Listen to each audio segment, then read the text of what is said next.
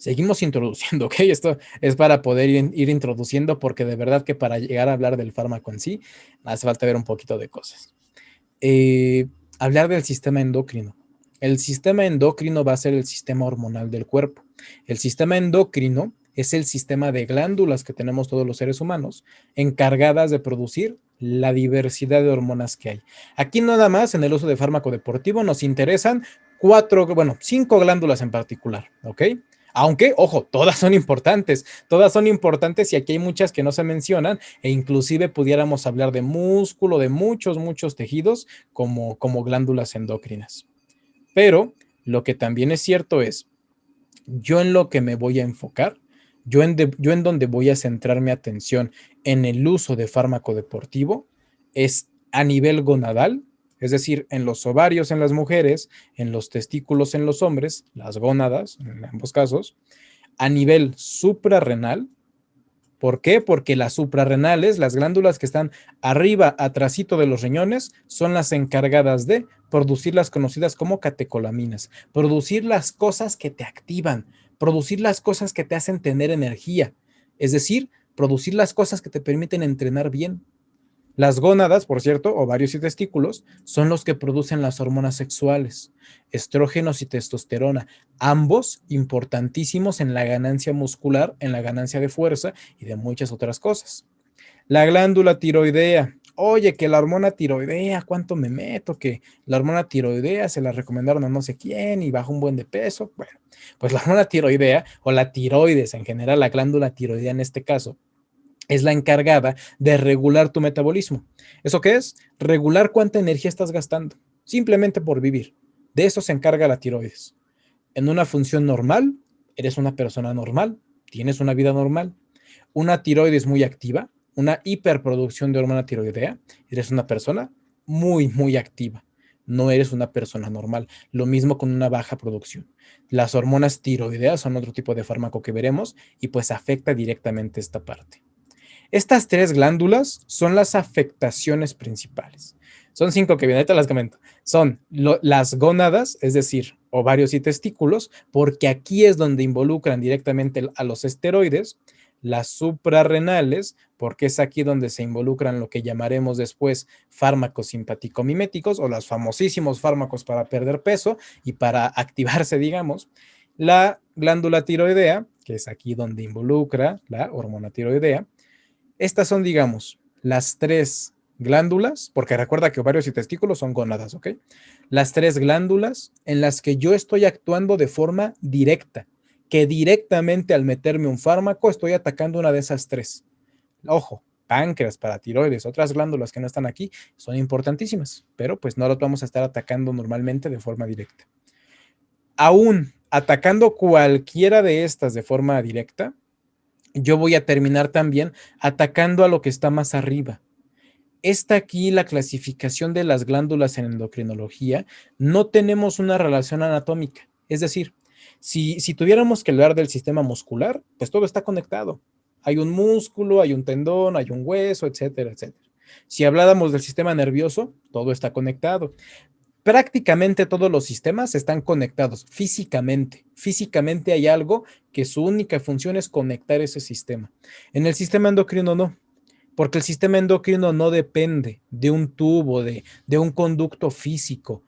Los testículos no dependen de algo específicamente hecho para eso, para comunicarse con las suprarrenales, para comunicarse con la tiroides, para comunicarse con lo que está más arriba. Se van a comunicar con absolutamente todo tu cuerpo. Todas estas glándulas, todas las hormonas que uses, esto quiero que quede muy claro. Todas estas glándulas, todas estas hormonas que se vayan a utilizar, que afecten a cualquier glándula, tienen el potencial de afectar absolutamente a todo el cuerpo, porque van a terminar distribuyéndose por la circulación sanguínea. ¿Y por dónde pasa la sangre? Por todo el cuerpo. ¿Cuál es el problema aquí? Si yo tengo un uso de fármacos, si yo tengo un uso de esteroides, de simpaticomiméticos, de hormonas tiroideas, etcétera, tengo uso de distintos fármacos. De forma inicial, por ejemplo, si utilizamos esteroides, lo primero que vamos a estar atacando, lo primero que vamos a estar modificando en cuanto a su función, va a ser las gónadas. Pero Si lo uso en cantidades muy elevadas o lo uso durante mucho tiempo, tanto esteroides, tanto simpaticomiméticos, tanto tiroideas, tanto lo que tú quieras, termino afectando a la parte más superior. Esto que está aquí en medio, siempre les digo, el cerebro, lo que tenemos en la cabeza es de las cosas más importantes que tenemos en cuanto a la regulación de muchos sistemas en el cuerpo. En este caso, en el cerebro, en la caja craneana, tenemos dos glándulas muy importantes.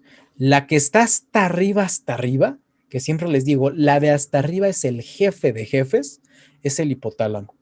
El hipotálamo es el jefe de jefes porque es el único que le puede dar órdenes directas de hacer y no hacer y tiene que obedecer sí o sí a la hipófisis. El hipotálamo rige a la hipófisis de forma directa. Puede decirle a los demás qué hacer, aunque es menos común, pero a la que rige de forma muy directa es a esta hipófisis. ¿Por qué es tan importante? Bueno, porque la hipófisis es la que sí va a regir de forma muy directa absolutamente a todas las demás glándulas, a todas, ¿ok? No nada más a las principales que mencioné hace un momento, a todas, a tu páncreas, a tu paratiroides, a tus huesos inclusive, a tu tejido graso, a tu músculo, porque muchas cosas funcionan como glándulas endócrinas. Esta hipófisis va a poder entonces controlar a todo. Yo te comentaba, no importa qué uses, si lo usas mal, si lo usas en exceso o lamentablemente, aunque no lo uses mal, pero resulta que eres una persona o hablamos de una persona que es extremadamente sensible y no sabíamos, corremos el riesgo de dañar a la hipófisis. Al utilizar cualquier fármaco, que me metí un estimulante, puedo dañar a la hipófisis. Que me metí un quemagrasas, puedo dañar a la hipófisis. Que me metí un esteroide, puedo dañar a la hipófisis. Y así consecutivamente con cualquier fármaco o cualquier hormona en este caso. ¿Cuál es el problema de dañar a la hipófisis? Si yo llego a un daño hipofisiario, aunque yo lo único que me estoy metiendo son esteroides, lo único en lo que en principio estoy afectando son mis gónadas, bueno, ya sabes que ya afectaste a la hipófisis. Eso va a hacer que se afecte tu tiroides, que se afecten tus suprarrenales, que se afecte tu páncreas, que se afecte todo. Es aquí donde sí podemos hablar de, bueno, los esteroides o cualquier fármaco, en este caso particular, sí te van a causar evidentemente un daño muy notable y muy acelerado, pero porque se está haciendo de verdad muy mal. Afortunadamente es difícil hacer las cosas tan mal, pero desafortunadamente pasa, no es tan común, pero no es tan raro como me gustaría o como nos gustaría a muchos. Sigue siendo relativamente fácil encontrar a alguien dañado por el uso de fármacos, independientemente si son esteroides u otros de los que veremos. Por ahí comentan, ¿cómo sabemos cuándo dañamos a la hipófisis? Lo vamos a ver más adelantito.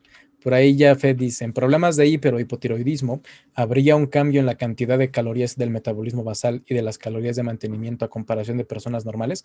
Así es, cuando hay cambios a nivel de tiroides en este metabolismo, si hay una hiperproducción, la persona va a gastar más energía. Si hay una hipoproducción, la persona va a gastar menos energía. Lo que se hace con el fármaco es mantener una producción muy alta. Dice, ¿cuáles serían los daños visibles? Los vamos a ver, no se preocupen.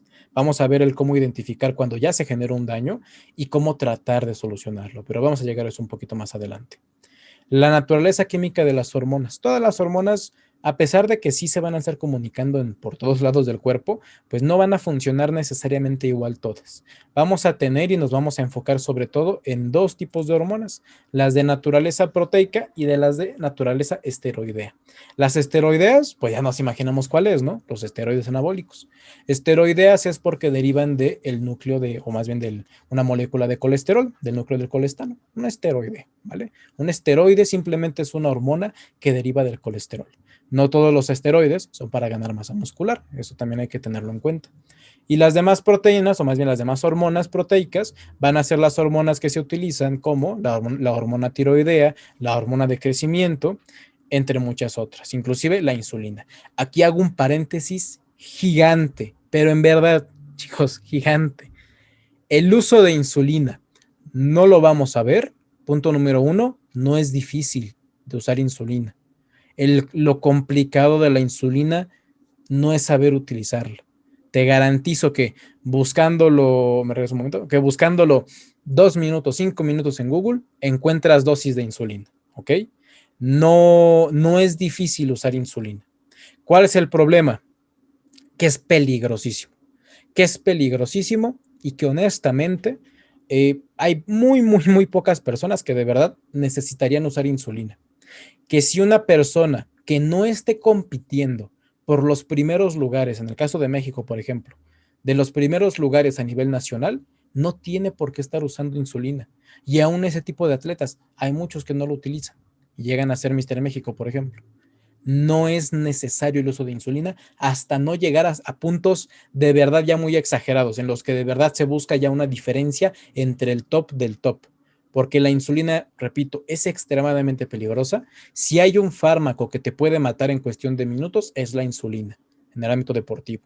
Y se súper malentiende a la insulina. ¿Que la insulina es la hormona más anabólica del mundo? Sí, sí lo es. Pero ¿sabes por qué es la hormona más anabólica del mundo? No es porque es la hormona que más músculo te va a dar. Es la hormona más anabólica del mundo. Es la hormona que más ganancias de tejido te va a dar, porque es la hormona encargada principalmente de la creación de tejido adiposo. Por eso es la hormona más anabólica del mundo, no porque te permite ganar mucha más masa muscular. No va a funcionar de forma tan directa. Sí va a tener cierta ventaja, pero es mínima. Es mínima. Conviene más para tal caso aumentar dosis de esteroides, aumentar dosis de hormona de crecimiento, aumentar dosis de otras cosas, antes que pensar siquiera en meterse insulina. Por ahí comenta Leo si es una unidad por cada 15 de carbohidratos, de 7 a 15 gramos de carbohidratos por cada unidad de insulina. Pero repito, se los comento así de rápido porque en verdad es algo que en 5 minutos se encuentra en Google, porque es facilísimo, por lo menos conocer los números, pero en verdad, chicos, chicas, no lo hagan. No lo hagan porque es una droga, es un fármaco que primero no te va a dar buenas ganancias. Esa es la realidad, que cuando se tienen ganancias en un ciclo, en un compuesto de varios fármacos que involucran la insulina, es por los otros fármacos, no es por la insulina. No es la insulina la que te va a dar ganancias, mucho menos antes de llegar a un nivel competitivo muy, muy elevado. Y lo único que se hace es sobreexponer a la persona a los efectos negativos de la insulina. Por ejemplo, el efecto principal que tiene la insulina es de un regulador de la glucosa en sangre, de la glicemia capilar, por ejemplo. Yo siempre, siempre, siempre, todo el tiempo en tu vida, mientras estés vivo, y espero todos aquí estemos vivos, mientras te mantengas vivo, viva, aunque no comas ni un solo gramo de carbohidratos durante 10 años seguidos, todo el tiempo, sí o sí, tienes que tener carbohidratos en sangre, sí o sí. Si no tienes carbohidratos suficientes en sangre, te mueres. O si tienes demasiados carbohidratos en sangre, te mueres. Así de fácil. Son de las crisis más complicadas a nivel de urgencias médicas, por ejemplo. Sí o sí tienes que tener un nivel estable de glucosa. ¿Qué pasa? Imaginemos esto. No hemos comido, tenemos 10, 20, 30 horas sin comer, absolutamente nada. Y aparte hemos entrenado súper intenso. ¿Qué pasa? Que hemos gastado energía y no hemos recuperado energía por medio de los alimentos. También pasa que la glucosa, que la energía, los carbohidratos que hay en tu sangre se reducen.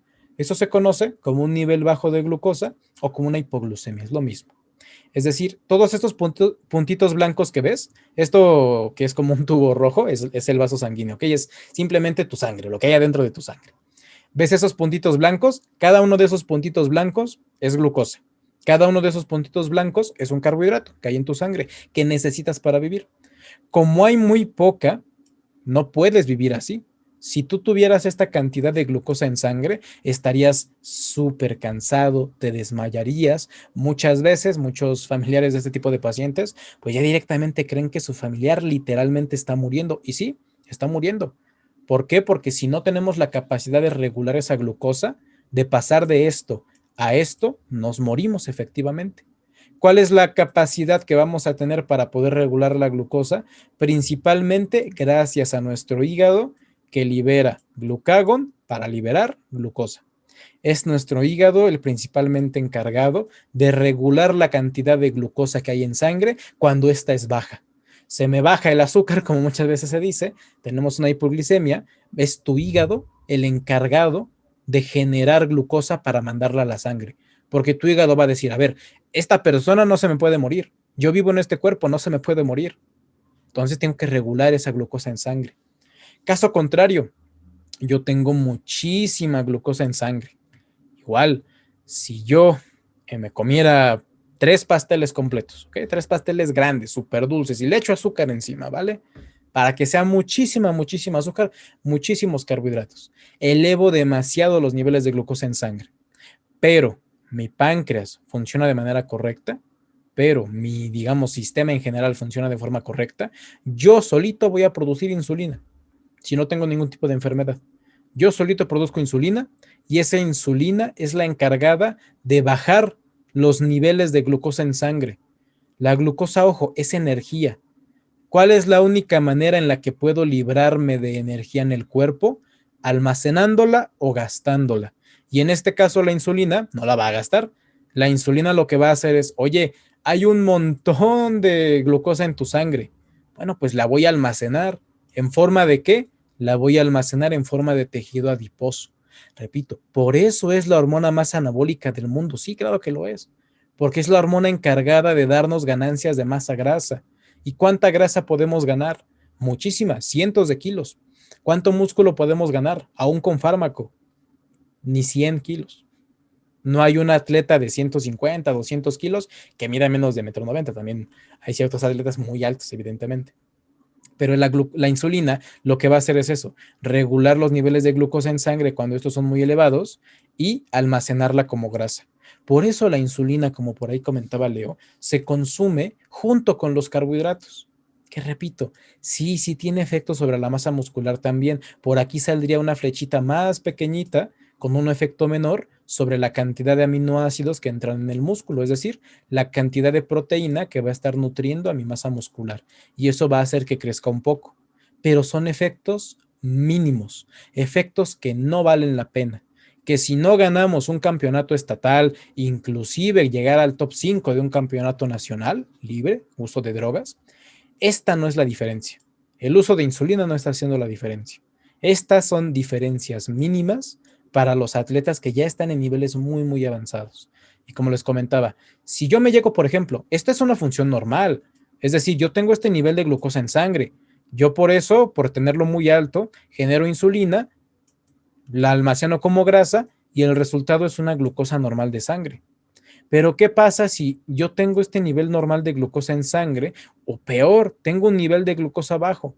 No consumo los carbohidratos necesarios. Se me olvidó, se me pasó, porque esto es cuestión de minutos. Y me acabo de inyectar la insulina. La insulina actúa en 10, 20 minutos, la gran mayoría de insulinas usadas en el deporte. Si en 10, 20 minutos yo no tengo una cantidad elevadísima de glucosa en sangre, la insulina de todas maneras va a actuar, porque la insulina ya está en sangre, porque la insulina ya está lista para actuar. Si no me comí los carbohidratos en esos 10 minutos, mi insulina se va a encontrar con una sangre así, una sangre normal, una sangre que no tiene realmente ninguna necesidad, pero como está la insulina, bueno, yo soy insulina, mi trabajo es quitar glucosa de la sangre y almacenarla como grasa. Ah, pues ahí vengo la insulina, que te quito glucosa de la sangre, la almaceno como grasa o la llevo a tu músculo si quieres para nutrirlo, pero aquí el resultado es que como te estoy quitando glucosa de la sangre, te genero esto. Y no solamente te generó un nivel de cansancio, un mareo, no, literalmente te genera una crisis hipoglicémica. Te genera una crisis en la que pierdes la conciencia, en el que cada vez respiras menos, en el que tu corazón comienza a dejar de funcionar y a menos que tengas a alguien entrenado que te pueda tratar y que tenga el equipo disponible en menos de 20, 30 minutos, tu pronóstico no es muy bueno. Es decir, hay alta probabilidad de defunción. ¿Por qué? Porque ese tipo de crisis a ese nivel hay que tratarlas rápido. Hay que tratarlas de forma inmediata y de forma, digamos, eficiente en este sentido. La insulina, repito, chicos, no la vamos a ver. No la vamos a ver en cuanto a dosis, todo esto, porque si quieres dosis, por ahí Leo comentó una muy buena, una unidad, 15 gramos de carbohidratos. Hay muchísimos protocolos, pero es que la insulina es totalmente improductiva. Te prometo que no vale la pena utilizar insulina. En ese sentido, por lo menos hasta que se llegue a un nivel más elevado. ¿Por qué? Porque sí hay cambios en el atleta, pero son mínimos. los cambios son súper pequeños, no van a hacer la diferencia y solamente te estás exponiendo de más. Y ahora imagínate, si ya de por sí aclaré desde el inicio que la recomendación es no uses nada, pero por lo menos vamos a ver cómo utilizar bien el fármaco como los esteroides, pues con la insulina directamente te estoy diciendo no la uses, ni te le acerques. Y si te la vas a acercar, preferiblemente es porque ya conoces muy, muy bien tu cuerpo y porque eres una persona disciplinada, no, absurdamente disciplinada, traumada con la disciplina para poder utilizar este tipo de fármacos como la insulina. Ahora, ¿cuál es el problema de dañar a la hipófisis? Recuerden, vamos a ver cómo saber cuándo está dañada, pero ¿cuál es el problema de dañarla? Les comentaba que es que la hipófisis va a ser la principalmente encargada de poder controlar el cómo está funcionando el resto de glándulas, el resto de tu cuerpo. Yo puedo dañar cualquiera de estas hormonas que vemos aquí, o por lo menos cualquiera de los productos de estas hormonas, y voy a terminar entonces dañando la hipófisis. Voy a terminar dañando todo. No es nada más de, mira, aquí se produce las gonadotrofinas, aquí nada más voy a dañar, pero todo lo demás está intacto, todo lo demás sigue funcionando. No, yo daño una parte y daño toda la hipófisis. Yo me meto muchos esteroides y daño toda la hipófisis. Yo me meto mucha hormona tiroidea y daño toda la hipófisis. De manera incorrecta, ojo. ¿Qué hormonas van a estar siendo secretadas por la hipófisis? Bueno, principalmente la hormona adenocorticotropina o la hormona, digamos, también conocida como reguladora en este sentido, muchas veces de la función adrenal, de la función de activación de tu cuerpo, la capacidad que tienes de tener energía, de sentirte con ánimos de entrenar, de poder regular el estrés, ese tipo de funciones. La hormona TSH, liberadora de hormonas tiroideas, su nombre lo indica, muchas de estas hormonas se llaman así, hormona liberadora de, hormona tiroidea en este caso. Es la encargada de regular qué tanta hormona tiroidea está excretando tu tiroides. Es decir, es la encargada de regular a la que regula tu metabolismo. La FSH y LH forman el conjunto de gonadotropinas. Estos nombres, estos tres nombres, FSH, LH y gonadotropinas, escríbelos, sácale screenshot y trata de aprendértelos. Porque si hay tres hormonas importantes que sí hay que conocer el nombre en el uso de fármaco, son estas tres. FSH, hormona folículo estimulante, LH, hormona luteinizante, y ambas son gonadotropinas, ¿ok? Saca el screenshot, anótalo por favor. La prolactina no nos va a interesar tanto, pero puede llegar a dar ciertos efectos secundarios. El hombre puede lactar, por ejemplo, con un uso de fármacos no tan óptimo. Pero la prolactina simplemente estimula eso, la capacidad de lactancia de una persona. Es un indicativo de estrés también, pero sobre todo en el uso equivocado de fármacos va a producir eso, una lactancia, a pesar de que la mujer no esté embarazada o a pesar de que la mujer sea un hombre, no sea una mujer, puede lactar también. La hormona de crecimiento, o la hormona en este caso, encargada de darnos las cualidades de crecimiento, sobre todo a nivel óseo, a nivel muscular también, pero hormona de crecimiento significa hormona de crecimiento a nivel general. Hormona de crecimiento no es que tu hormona de crecimiento nada más trabaje para tu músculo. Tu hormona de crecimiento trabaja para tus huesos, para tus neuronas, para tus nervios, para absolutamente todo en tu cuerpo. Va a hacer que crezca todo. Mucho cuidado con eso. Otra parte de la hipófisis va a ser la oxitocina, por ejemplo, hormona que en hombres no tendría por qué preocuparnos, pero en mujeres y sobre todo con mujeres que planeen estar embarazadas, se los adelanto para los chicos y las chicas, si una mujer va a utilizar esteroides, pues sí, lo más recomendable es tratar de no quedar embarazada en esa etapa del uso de esteroides. No porque los riesgos sean muy elevados, porque no lo son, pero hay riesgos, hay riesgos. Digamos, es lo mismo que si una chica embarazada me preguntara si puede tomar una copa de alcohol a la semana. A ver, por poder puedes. Riesgo no va a haber tanto, pero realmente no es como que sea una necesidad. Entonces, si podemos evitarlo solamente durante ese periodo, pues qué mejor. La oxitocina es esta hormona encargada de darle a la mujer, sobre todo en la etapa final de parto, ya cuando está pariendo al bebé, la capacidad de contracción uterina, de que su útero se contraiga con la fuerza necesaria para poder sacar al bebé. Si una mujer quedara embarazada en esta etapa, esas contracciones podrían llegar a ser muy fuertes o muy débiles. y en cualquiera de los casos es un daño hacia el bebé, hacia el producto.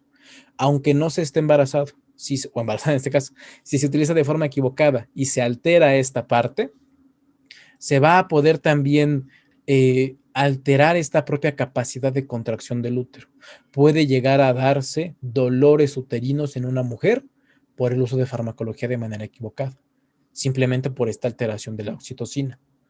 Otra hormona, de la otra parte igual de la otra diapositiva, es la hormona antidiurética. Esa es una hormona encargada principalmente de regular tu tensión arterial, de regular la fuerza con la que la sangre está viajando a través de tus vasos sanguíneos. Simplemente tu tensión arterial. Un síntoma, por ejemplo, muy común y que no necesariamente es malo, al contrario, es algo que vamos a esperar, es la hipertensión o por lo menos el aumento de tensión arterial, porque hay personas que manejan tensiones bajas. El aumento de tensión arterial es normal en el uso de fármaco. Cuidado con esa información, porque si somos una persona que, no sé, tengo una tensión arterial súper baja, te va a incrementar. Y si ya sabemos, por X o Y razón, que no nos manejamos bien con niveles incrementados de tensión arterial, podemos desencadenar un mal un poquito mayor. Peor caso todavía, si somos una persona que ya de por sí tiene hipertensión y nos metemos esteroides, pues esa hipertensión se va a agravar, se va a hacer más grande, por lo menos durante el uso del fármaco. Siempre durante el uso de esteroides va a haber un incremento de la tensión arterial, siempre. No solamente por la alteración de esta hormona antidiurética, sino también por la alteración del contenido de la sangre, que veremos después. No nada más ganar masa muscular es la razón por la que se usan fármacos, no nada más es eso. Al contrario, hay muchas razones que se usan fármacos como los esteroides, que no son ganar masa muscular. No necesariamente si quieres usar fármacos o usar esteroides es porque quieres ganar masa muscular. Ahora, estas hormonas, todas las hormonas, ¿vale? Absolutamente todas, van a trabajar por medio de ejes, van a trabajar por medio de ejes de comunicación. Es decir, no se van a comunicar de forma directa. No es que necesariamente porque yo alteré mi músculo, porque estoy ganando músculo, ya alteré mi hipotálamo. No, sí va a terminar siendo así, pero afortunadamente está este caminito. El jefe de jefes, decíamos que es el hipotálamo, le va a decir al jefe de los que no son jefes, la hipófisis, qué tiene que hacer. En este caso le va a estimular el hipotálamo a la hipófisis, que estimule a una glándula, que estimule a un órgano blanco. Es decir, veíamos que la hipófisis tiene muchas hormonas. Bueno, no son tantas, pero tiene varias hormonas. Tiene varias hormonas estimulantes, porque la hipófisis le puede decir a la tiroides, oye, ¿qué dice el jefe? ¿Qué dice el hipotálamo? Que te pongas a producir hormona tiroidea, porque andamos muy bajos de producción y esta persona tiene que activarse, tiene que gastar más energía. Bueno, pues la hormona tiroidea le va a hacer caso, ahí voy a producir más hormonas tiroideas. Oye, ¿qué dice el jefe? Que ya no. ¿Qué dice el jefe? Que siempre no. Que mejor ya no produzcas hormona tiroidea, porque si no, vamos a descompensar a la persona. Bueno, pues ya no produzco hormona tiroidea. Independientemente de si produzco más o menos, lo que termino afectando son al resto de mis órganos.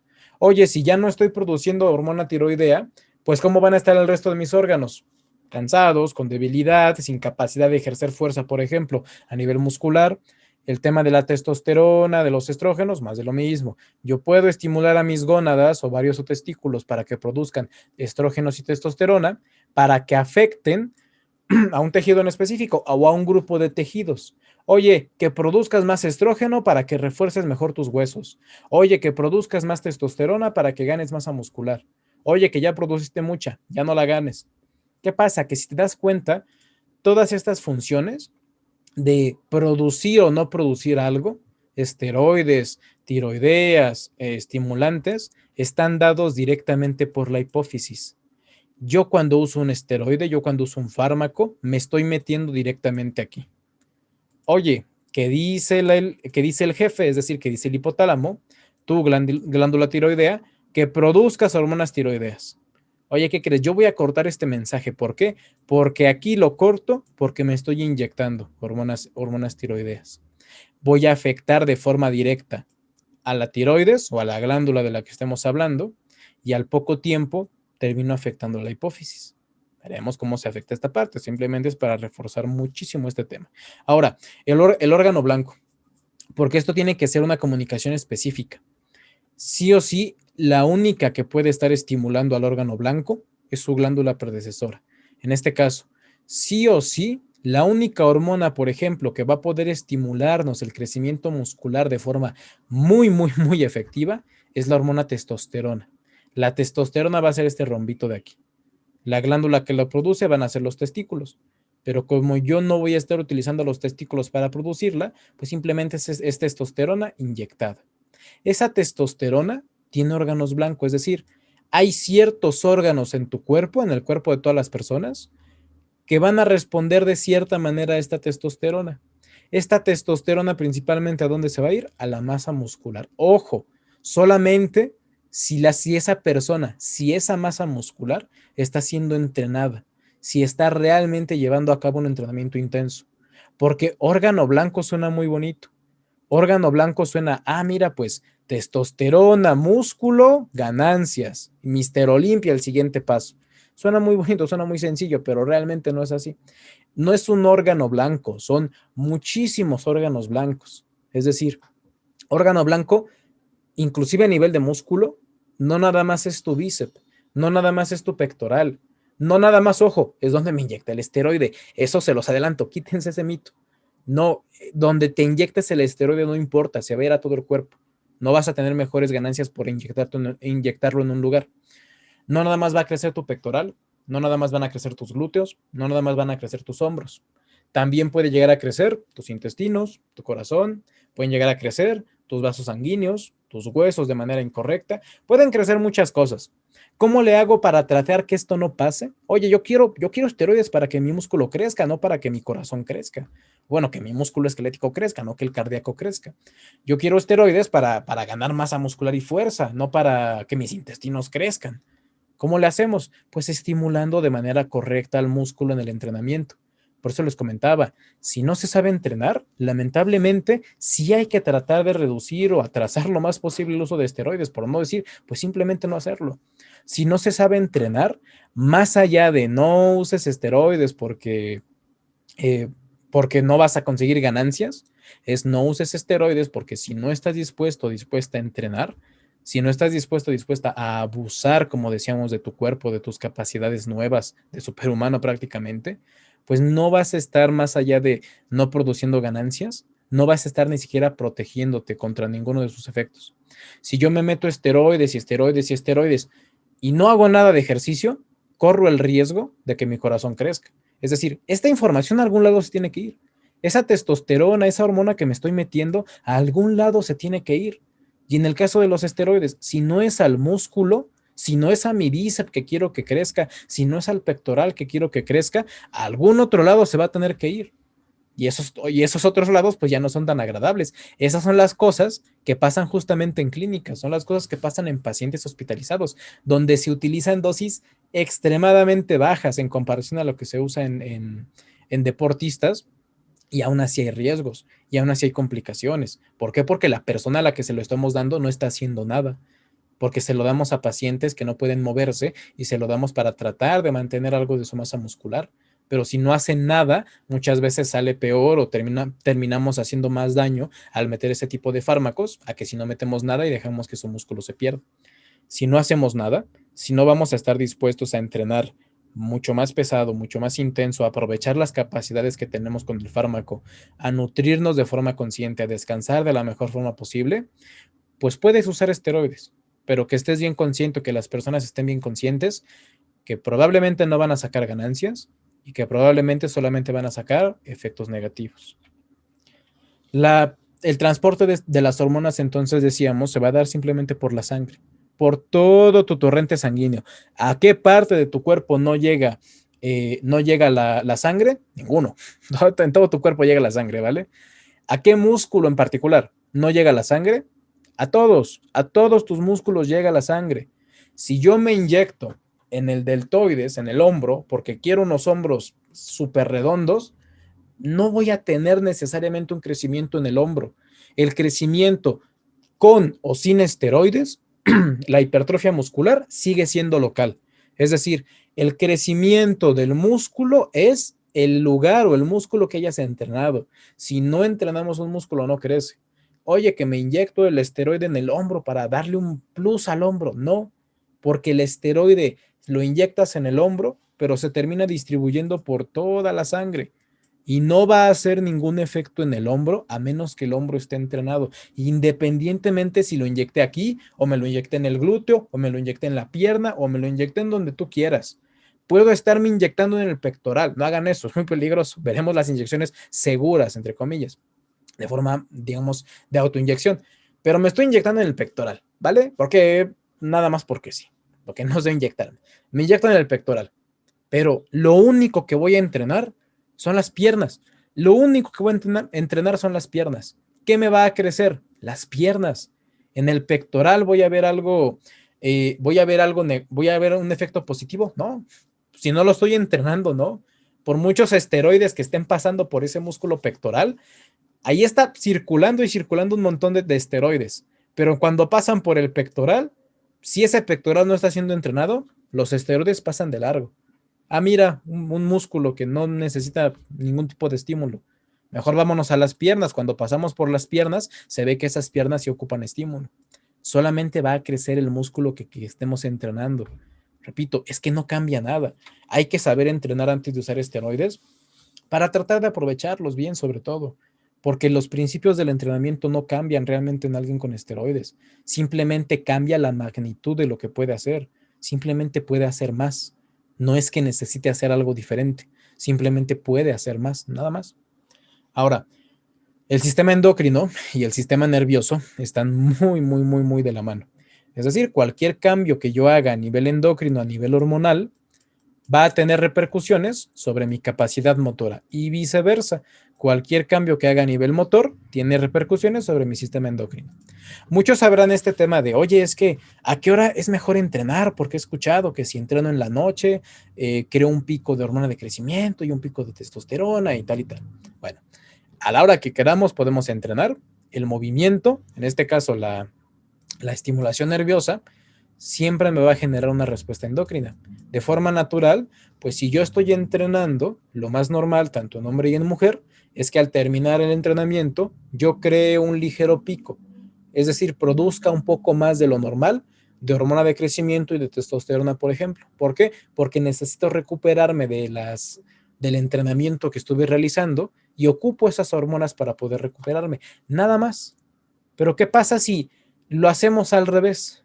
Si en lugar de estar controlando el estímulo, si en lugar de controlar el entrenamiento para mejorar las hormonas, controlamos las hormonas para mejorar el entrenamiento. ¿Qué pasa si yo no nada más estoy creando una ligera elevación en el sistema nervioso? No, aquí me estoy metiendo un montón de fármaco, porque todas las dosis de fármaco son un montón. Me estoy metiendo un montón de fármaco, voy a tener repercusiones directas sobre mi entrenamiento. Aunque mi objetivo no sea ganar fuerza, voy a ganar fuerza. Aunque mi objetivo no sea aguantar más dolor, voy a poder aguantar más dolor. Por eso les comentaba, bien es cierto, un atleta con fármaco tiene que entrenar más, tiene que hacer más, pero también es cierto, el propio fármaco le permite esforzarse un poco menos. Es decir, la persona va a estar levantando más kilos, va a estar haciendo más repeticiones, va a estar haciendo más series, va a estar haciendo más ejercicios y puede que se canse muchísimo menos de lo que se cansaba realizando menos series, menos ejercicios, menos todo, de forma natural. ¿Por qué? Porque tenemos este estímulo al sistema nervioso. Oye, fíjate cuánta hormona tengo en circulación, dice el sistema endocrino. Ah, pues el estímulo que recibe el nervioso es, si hay tanta hormona, pues yo también puedo producir un montón de más efectos. Hay aumento de fuerza, hay aumento en la conocida como propiocepción. Habrán escuchado muchas veces, sobre todo digo, es una aplicación real, pero en este caso es más notable. Habrán escuchado a atletas como Kai Green, atletas como Arnold, inclusive, atletas sobre todo a nivel de dopaje, que hacen muchísimo hincapié en este tema de la conexión mente-músculo. Este tema de la conexión mente-músculo sí existe, no es tan así como mente-músculo, pero sí existe, vaya, sí es útil, pero no es una herramienta tan buena para naturales. Es una herramienta buena, pero complementaria. Pero para personas con fármaco, es una herramienta excelentísima. ¿Por qué? Porque este propio incremento de la capacidad de mi sistema nervioso, siempre les doy un ejemplo. Si tú ya tienes cierto nivel de masa muscular, yo sé que te puedo pedir, oye, quiero que hagas una flexión de codo, o sea, hagas un curl de bíceps, digamos, sin absolutamente nada de peso. No tenemos una mancuerna aquí al lado, por lo menos no yo. Quiero que hagas una flexión de codo y que sientas tu bíceps, que sientas la contracción. Si ya tienes algo de masa muscular y algo de experiencia, perfectamente vas a ser capaz de sentir ese bíceps. Perfectamente vas a ser capaz de sentir ese movimiento. Ahora imagínate esa sensación por 10. Ahora literalmente imagínate lo que muchas veces decían los culturistas de antaño o más modernos como Kai Green. Siente absolutamente cada, bueno, no cada fibra contrayéndose, pero sí tienes que sentir muchísimo más el músculo.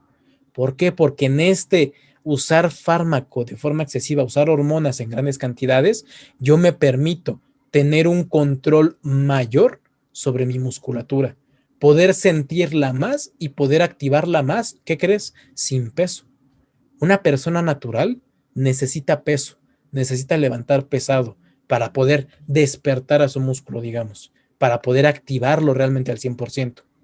¿Por qué? Porque es la única forma en la que un natural puede meterse esa cantidad de estímulo nervioso necesario para estimular bien al músculo. Alguien en fármaco no. Alguien en fármaco, al estar usando tanto fármaco, ocupa menos esfuerzo para meterse una cantidad de estímulo nervioso brutal y terminar entrenando al 100% esa masa muscular. Repito, habrás visto que muchos culturistas dicen, no, es que no te enfoques en el peso, enfócate en la técnica. Sí, es buen consejo, ojo, es buen consejo, pero en naturales tienes que enfocarte en el peso y en la técnica. En fármaco, bueno, pues una de las razones, por ejemplo, de las que no se utiliza o no se recomienda un entrenamiento pesado en el sentido de que vamos a meterle muchos kilos al entrenamiento con muy pocas repeticiones, cuando no es tu deporte en particular en el uso de fármaco, es porque vas a ser muy fuerte, es porque tus ganancias de fuerza van a ser rapidísimas, pero porque tu músculo es el que está ganando, pero hay otras estructuras que no están ganando la misma fuerza. En otras palabras, tu músculo y tu capacidad de ejercer esa fuerza sí están incrementando, pero tus tendones, tus articulaciones en general, esas no están incrementando tanto. Entonces es más fácil lesionarte. Por eso si el objetivo es masa muscular y realmente no nos interesa la fuerza en el uso de fármaco, pues sí hay que optar por no pesos bajos, pero sí por lo menos no ir a pesos extremadamente elevados. ¿Por qué? Para que reducir por lo menos el riesgo de lesión. Y aprovechando que, a ver, si voy a recibir el mismo estímulo levantando una mancuerna de 10 kilos o levantando una de 20, simplemente cambia el enfoque que tengo que tener en el músculo, pues muchas veces conviene más hasta por fatiga y daño levantar poco peso para tener el mismo estímulo. Pero repito, gracias a los fármacos. Una persona natural no puede hacer eso y esperar resultados tan buenos. Una persona natural tiene que enfocarse en las dos cosas, técnica y peso. No nada más una, en las dos, de preferencia por lo menos. Ahora, algo aquí bien importante, porque la duda del hígado es grandísima y los mitos alrededor del hígado, peor todavía. Los famosos hepatoprotectores, los vamos a llegar a ver también. Pero ojo ahí, absolutamente todo, no nada más los fármacos, absolutamente todo lo que entra en tu cuerpo sí o sí pasa por el hígado, en algún momento pasa por el hígado. Quiero que tengamos esto en mente para cuando lleguemos a hablar de ese tema de protección hepática y distintos temas. Absolutamente todo, todo en tu cuerpo, en algún momento pasa por el hígado. Todo. En este caso en particular, mira, no importa si el fármaco que estás tomando es una pastilla, es decir, es vía oral, o te lo estás inyectando en el músculo, o peor, te lo estás inyectando directamente en la vena. No importa dónde te lo estés inyectando y no importa de qué manera te lo estés tomando, de qué forma lo estés consumiendo en general. Si te lo estás tomando, en algún momento ese fármaco, esa pastilla, va a llegar al intestino delgado, va a llegar al intestino en general. Va a llegar aquí la pastilla y va la pastilla, se mete en el intestino, bueno, ya no es una pastilla completa, se mete en el intestino y es aquí en el intestino donde gracias a estas venas mesentéricas, estas que salen por aquí, que van hacia el hígado, pues es absorbido el fármaco. Aquí se absorbe el fármaco. Aquí también se absorben las proteínas, los carbohidratos, las grasas. Aquí se absorbe todo. Todo lo que entra por tu boca va a llegar al intestino en algún momento. Si llega al intestino y es un nutriente o es un fármaco, lo voy a absorber con esto para que pase al hígado. Pasa al hígado, esto es lo que se conoce como primer paso, luego pasa a otro tipo de circulación y es lo que se conoce como segundo paso. No hay que meternos mucho en detalle en esto porque me tarda más tiempo, pero es por esto que muchas veces se dice un fármaco oral o algo tomado por vía oral en ese sentido, va a pasar 2 veces por el hígado. Tiene un doble metabolismo. En resumidas cuentas, un fármaco oral, ok, una pastilla, va a ser 2 veces más tóxico que un inyectable. ¿Por qué? Porque un inyectable pasa directo, aunque haya sido intramuscular, pasa de forma casi directa a la circulación sanguínea. Solamente tiene que hacer este pequeñísimo cambio, ¿ok? Es un cambio, digamos, de un solo paso. Estresa la mitad al hígado un esteroide, un fármaco inyectado que un fármaco oral. Es de las principales razones por las que se recomienda más utilizar inyectables que utilizar orales. Las hormonas, estos fármacos de los que hablamos, al final no dejan de ser eso, hormonas. No dejan de ser hormonas que lo único que van a hacer es estimular a su tejido diana, a su tejido blanco del que hablábamos, el órgano blanco, por medio de la estimulación genética, por medio de permitirte, repito, hacer más, permitirte abusar de lo que eres capaz de hacer. Es más complejo que eso. Al final, todos los esteroides que nos estemos metiendo y todos los esteroides que estemos utilizando van a terminar generando desechos. Un esteroide metabolizado, es decir, un esteroide ya usado, un desecho, así de fácil, un desecho. Y tener en cuenta que un desecho también tiene que pasar por aquí, por el hígado. Y de hecho, fíjate aquí algo con esta imagen. No importa si estoy utilizando, digamos, o más bien, no importa si estoy excretando el desecho o si simplemente no lo estoy utilizando. Hay dos formas de estresar más de lo necesario al hígado. Hay dos formas de someternos a más daño de lo que deberíamos de por sí de tratar de minimizar. Y es, me meto muchísimo esteroide que ni siquiera lo voy a usar y ahí va a estar circulando por la sangre. Ahí va a estar estresando al hígado. Y cuando se dé cuenta que no puede entrar al músculo, que no puede estimular al músculo porque me metí tanto esteroide que era una cantidad tan absurda que el entrenamiento que estoy haciendo no le está haciendo efecto, no está requiriendo tanto fármaco porque no va a requerir tanto fármaco, bueno, pues ese fármaco se va a ir a otros lados. Oye, ese bíceps que está entrenando no me hace caso, esa pierna que está entrenando no me hace caso. Ah, pero mira ese corazón también está bombeando más, se está estresando más y ese está libre. Ah, pues voy para allá y voy a hacer que el corazón crezca. Los intestinos, el famosísimo abdomen abultado de los culturistas, sobre todo por las dietas tan pesadas, tan altas en calorías y tan grandes en volumen, sobre todo. Oye, si ya todos los demás músculos están bastante cubiertos y todavía tengo fármaco en sangre, mira, pues los intestinos, como que los intestinos le están batallando para digerir tanta comida con el tamaño que tienen. ¿Por qué no vamos y estimulamos a los intestinos para que sean más grandes? Para que ya no le cueste tanto a esta persona digerir sus alimentos. Y terminan creando un incremento en el tamaño intestinal. Las famosas abdómenes de embarazadas que muchas veces le dicen en el culturismo. Un abdomen abultado, como de embarazada, sin que haya realmente grasa corporal o un porcentaje de grasa corporal mínimamente apreciable. Están completamente definidos, pero con un abdomen súper abultado. ¿Por qué? Porque el esteroide le permitió que los intestinos también crecieran. Los intestinos también son músculos, también crecen gracias a los esteroides, también son músculos, también se estimulan gracias al trabajo extra. Y si yo como culturista o como atleta en general tengo que comer mucho, estimulo mucho a mis intestinos y aparte uso fármaco y estoy metiéndome más fármaco del necesario, pues lo que sobre se puede ir a los intestinos para que te permitan tener intestinos más grandes para digerir más comida, para que te quepa más comida.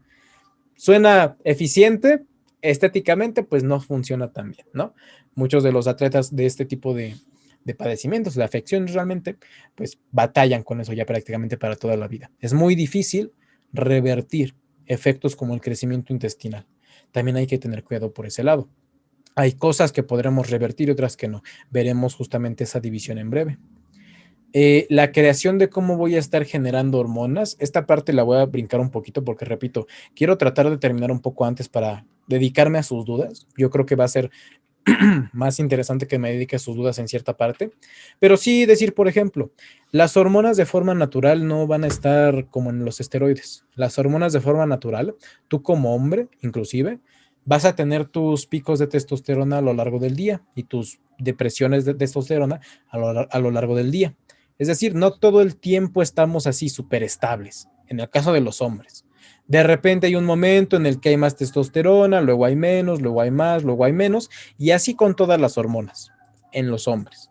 ¿Qué pasa y cuál es el problema? Que en las mujeres esto se vuelve todavía más complicado, porque en las mujeres ya directamente es que sí va a haber una alteración enorme en la función hormonal, ¿ok? Y hay que tener en cuenta, si en un hombre la actividad hormonal es tan estable y aún así somos capaces de perjudicarle su función hormonal, imaginemos qué tanto daño le podemos hacer a una mujer cuyo sistema hormonal ya de por sí es muy inestable y más allá de eso le queremos meter fármaco o se está usando fármaco o se usó fármaco en su momento. Bueno, pues es que es muy fácil.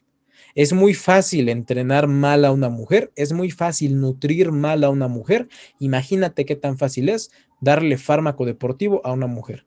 Es muy fácil alterarle muchísimas cosas. Las iremos viendo también. Hay algo llamado, esta sí es una parte un poco más genética, pero también para que sean conscientes quienes lo utilicen o quienes tengan compañeros, pacientes, atletas que utilicen fármaco. Hay algo llamado globulina transportadora de tiroxina y en este caso también globulinas transportadoras de hormonas sexuales, ¿ok? ¿Qué significan este tipo de globulinas? A ver, la producción normal de testosterona, que es la principal hormona anabólica para crecimiento muscular que tenemos, necesita llegar de entrada, necesita poder llegar al músculo para poder estimularlo a crecer. Tenemos esta capacidad de generar testosterona, digamos, de forma natural. Yo tengo, voy a poner aquí un dibujito, yo tengo 100 unidades de testosterona, ¿ok?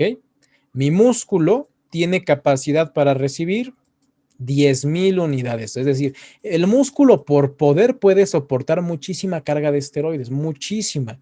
Yo me puedo aquí en lugar de simplemente producir 100, que es lo que produzco a nivel natural, no, me voy a meter 10,000 unidades de esteroides. Ah, bueno, pues perfecto. Son números arbitrarios, ¿ok? Nada más es para el ejemplo. Eh, perfecto, pues me puedo meter un montón de esteroides y mi músculo sí está capacitado para recibirlos. Pero ¿qué pasa? Que no nada más están estos dos actores en juego. También hay un tercer actor, que es la globulina fijadora de hormonas sexuales. Esa es una pequeña parte, una molécula, que de lo que se encarga es, oye, de forma natural tú tienes 100 de estas, ¿no? 100 testosteronas, que tienen la capacidad de estimular a tu músculo para que crezca. Pero ¿qué crees? Cuando tus moléculas de testosterona de forma natural quieren estimular a tu músculo, se encuentran con que aquí alrededor de la barrera de tu músculo, de tu célula, hay unas globulinas, hay unas moléculas que lo que hacen es agarrar una molécula de testosterona. Dice, oye, yo sé que tienes 100, pero mira, tienes 3 de estas de forma natural. Ah, pues nada más te voy a dejar libres entonces 97. Por cada una de estas es una de testosterona que te quito. ¿Qué pasa? Que cuando yo me meto esteroides, cuando me meto sobre todo dosis absurdamente altas, digamos aquí me metí 10,000, me metí un par de gramos de fármaco siendo un novato, por ejemplo. Bueno, pues me metí tanta cantidad que lo que va a pasar es, al principio, vas a notar unas ganancias absurdamente grandes, pero enormes. ¿Por qué? Porque le están llegando la gran mayoría de esos 10,000, pero al poco tiempo tu cuerpo va a tratar de regularse. Oye, a ver, yo tenía 100 apenas hace una semana y estaba dejando pasar 97. Yo no sé qué pasó, desde que recibí un pinchazo en la pierna, me están llegando 10,000 y nada más puedo agarrar 3, es decir, estoy dejando pasar a 9,997. Oye, esto no puede quedar así. Esta globulina va a comenzar a proliferar. Voy a comenzar a producir más. Oye, yo no puedo quedarme tan indefenso nada más a lo que esta señal me quiera indicar. Voy a generar más y más y más y más y más. ¿Hasta qué? Hasta que en lugar de 10,000, ya nada más puedo recibir 9,000, Ya generé 1000 globulinas fijadoras alrededor de ese músculo. Ya no le permito que haga el efecto completo. ¿Cuál es el problema aquí? Que si yo utilicé una megadosis desde el inicio, no, es que yo quiero crecer súper rápido desde el principio, me voy a meter gramos y gramos y fármacos, perfecto, vas a crecer bastante. Pero al siguiente ciclo, en la siguiente ocasión en la que quieras utilizar el fármaco, vas a tener que meter, en este caso, ¿qué? Por lo menos 1000 para quedarte prácticamente tablas, empate, porque ya tienes la capacidad alrededor de tus músculos de inhibir la acción de 1000 unidades de testosterona. Entre más fármaco utilices, menos sensible te vas volviendo al fármaco. Pasa exactamente igual que con cualquier otro fármaco. Si te quieres meter 10 gramos de testosterona en tu primer ciclo, o sea, muchísimo, vas a tener ganancias buenísimas. Kilos y kilos de masa muscular van a llegar y kilos de grasa se van a ir. Pero ¿qué pasa? Que después tú con dificultades vas a poder generar progresos en tu siguiente ciclo, en tu siguiente uso de fármaco, si no es con menos de 2 gramos. Si no es con menos, aquí el mensaje es con dosis altas. Ya te estás condenando tú solo a utilizar dosis altas. Siempre hay que ir por las dosis mínimas. Las veremos, fármaco por fármaco. Siempre hay que ir por las dosis mínimas para evitar esta desensibilización, para evitar que, oye, más allá de que estás usando fármaco, que de por sí no es lo más recomendable, pero bueno, lo estamos usando, trata de usarlo de la manera más consciente posible, tanto si lo quieres ver a largo plazo o a corto plazo. Si lo quieres ver a corto plazo, de no, yo nada más me meto un ciclo, genero ganancias y las mantengo y ya, es mi único interés. Bueno, pues no te metas mucho fármaco, porque lo único que va a pasar es que te vuelves insensible y luego vas a querer mantener estas ganancias musculares con tu producción normal de testosterona y pues no vas a poder. No vas a poder porque te metiste tanto fármaco que ya no eres capaz digamos, poder mantenerte ni siquiera cerca de tu antiguo límite natural, de manera justamente natural.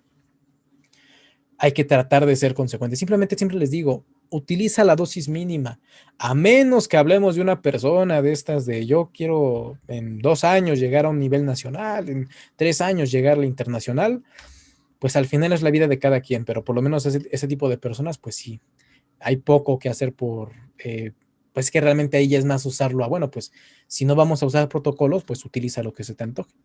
Utiliza lo que se te antoje y ya más pronto que tarde vendrán las consecuencias, sobre todo en no mantener la masa muscular, pero es decisión de cada quien, en este sentido por lo menos. Las encargadas principalmente de generar nuestra producción endógena, nuestra producción natural, ojo aquí, era la parte que les comentaba que apuntaran los nombres. Las encargadas de mantener la producción endógena de tu testosterona y de tu estrógeno, seas hombre, seas mujer, son las las 2 hormonas que te dije que apuntaras, que formaban un grupo de hormonas. La LH y FSH, hormona luteinizante y hormona folículo estimulante, que en conjunto conforman las conocidas como gonadotrofinas, son las encargadas de mantener tu producción hormonal. Importantísimo, repito, que estos nombres sí te los aprendas para el uso de fármaco, lo que es referente al uso de fármaco, porque son importantísimas, tanto para analizar si hay algo bien, si hay algo mal, como para recuperar si hay algo mal sobre todo, y para corroborar que ya todo está bien o que regresamos un poquito a la normalidad. La LH y FSH son las gonadotrofinas. Simplemente vamos a hablar ahora de LH y FSH. Estas 2 hormonas son liberadas por la hipófisis y son las encargadas, como podemos ver de hecho aquí en esta imagen, esta es la hipófisis, libera LH y FSH para poder estimular al testículo, para poder estimular su producción de testosterona y su fertilidad también. En la mujer es realmente lo mismo. Tanto LH como FSH estimulan la producción de andrógenos para convertirlos después en estrógenos y otra, mantener simplemente el ambiente normal. Son las hormonas, este es el mensaje que quiero que sí o sí se quede muy grabado. Las gonadotrofinas son las hormonas encargadas de mantener tu función hormonal natural. Las gonadotrofinas son las encargadas de mantener tu función hormonal natural. Importantísimo para lo que se conoce como terapia postciclo. En la mujer, sin embargo, lo que más nos va a interesar es no generar absolutamente ningún daño.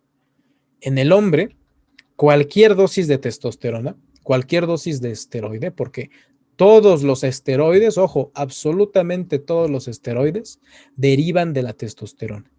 Todos, el cuerpo los ubica como testosterona, los ubica como andrógenos de los mismos.